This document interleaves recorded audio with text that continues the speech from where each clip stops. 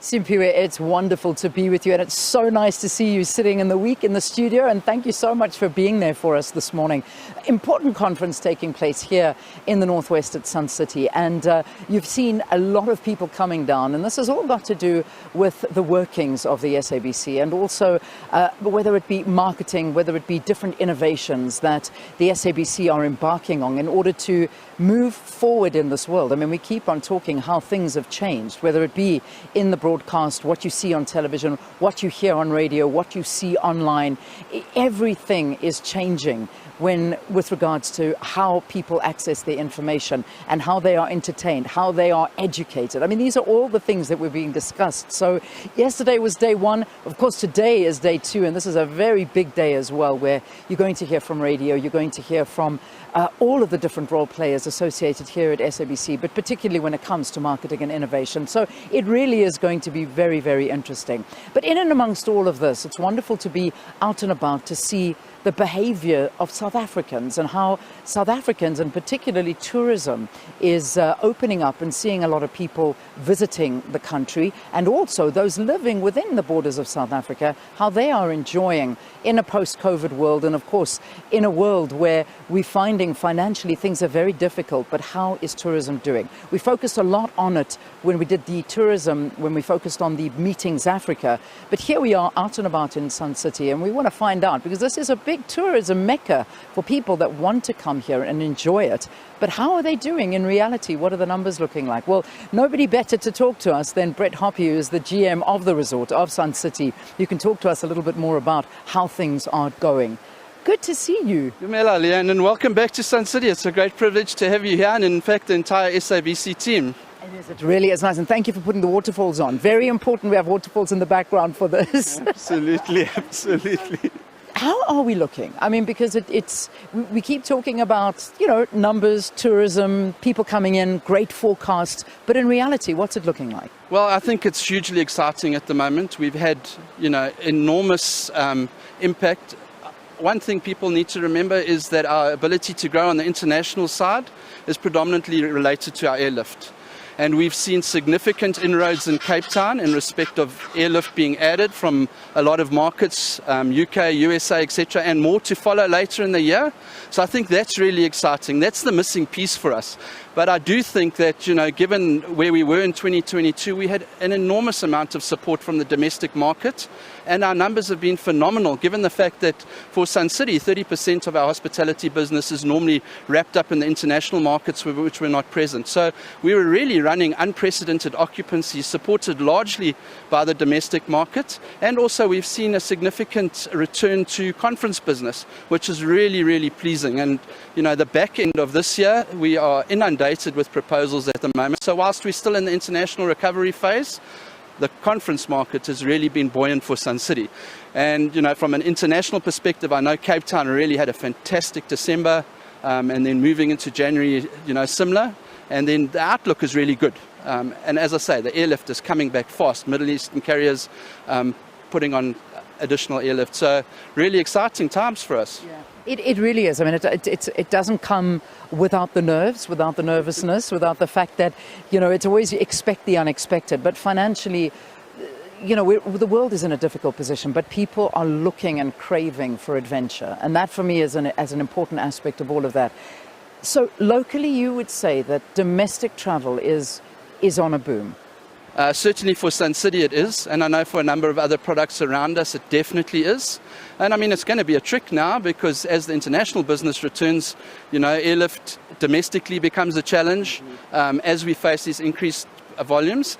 And then I think very positively, as we look into 2024, we're starting to see the one segment that is missing at the moment internationally is the segment that we call MAS, the MAS segment, which is meetings, events, conferences on an international scale. And we're definitely seeing proposals starting to land for the back end of 2023 and moving into 2024. So that's really exciting. Yeah. I want to talk to you about that, because internationally, obviously, we need our markets to be very, very competitive.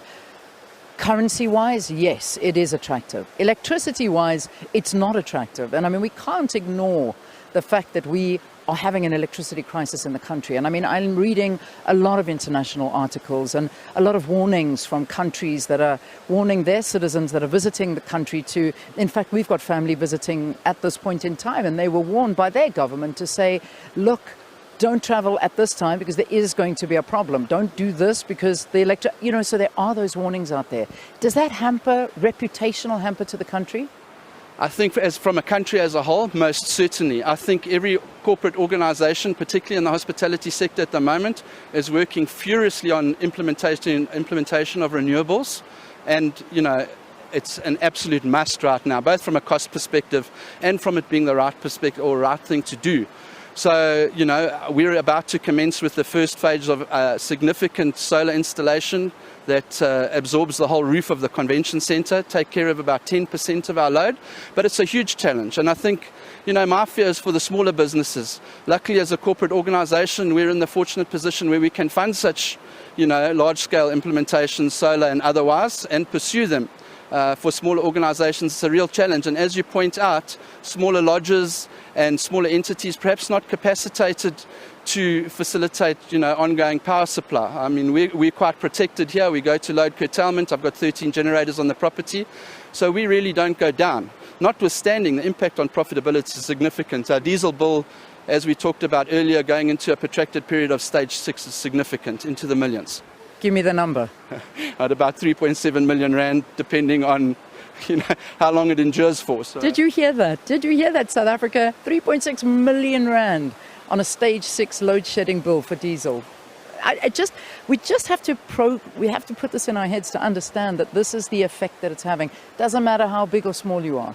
Load shedding is having a major effect on businesses. And I think, it's not only, that everyone immediately talks about the cost of diesel, but there are many other costs that are buried. Our generators at Sun City were never intended to run 16 hours a day, for example. So your maintenance on generation, your ability to store diesel, the very price of diesel. At one point in time when the country was looking at a little bit of a diesel shortage, certainly in the Northwest Province, suddenly there was a higher rate, from a diesel cost per litre perspective. So these type of things are massive. And the impact, we're blessed at Sun City because we're able to provide that power security where we're not going to go down. But I do fear for the smaller businesses, and I really feel heartbroken for them at particular periods because it's definitely going to impact on their occupancies. You can't go to a lodge and have no power or no signal, whatever the impact may be. Yeah. And that's what a lot of these destinations are going through. But it's finding the way through. And I think, as you say, I mean, covering with solar, doing things like that, finding alternative. And you were also telling me about plans as we wrap up to actually take Sun City and then finally the bigger picture, the whole Sun International Group off the grid totally. There's a massive amount of work underway across the Sun International Group at the moment. We received the first feedback on our project yesterday, which would relate to taking Sun City entirely off the grid and potentially looking at wheeling capabilities to other properties in other locations. Because one thing we do have at Sun City is we have space. Yeah. And if I'm correct, the Northwest Province has the second highest solar potential in the country, I think, after the Northern Cape, second or third.